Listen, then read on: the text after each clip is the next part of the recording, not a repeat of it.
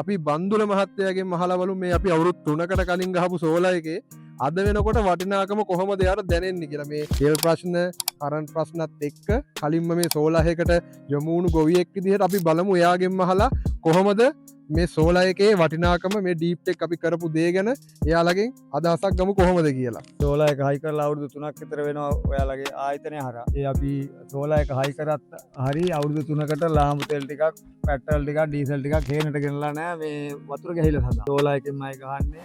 අද වෙනකන් කිසිම රිපෙයාර් එකක් කරලා නැහැ. උදේ 6 ඉඳන් හවස 6 වෙනකන් වතුර ගහනවා තමයි සෝලා එක. සෝලා එක නවත්තන තුරු වැඩ.